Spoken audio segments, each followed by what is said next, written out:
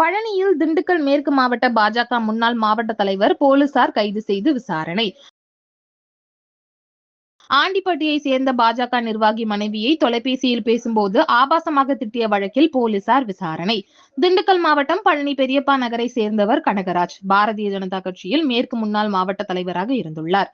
பழனி அடுத்த ஆண்டிப்பட்டியை சேர்ந்த எல்லைசாமி என்பவரிடம் போனில் தொடர்பு கொண்ட கனகராஜ் ஆபாசமாக பேசி மிரட்டல் விடுத்ததாக பழனி தாலுகா காவல் நிலையத்தில் கடந்த மாதம் புகார் அளித்திருந்தார்.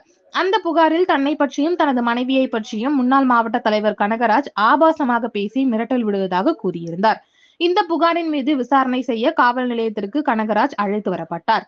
கனகராஜ் மீது பெண்ணை ஆபாசமாக பேசியது, மிரட்டல் விடுத்தது உள்ளிட்ட 4 பிரிவுகளில் வழக்கு பதிவு செய்துள்ளனர்.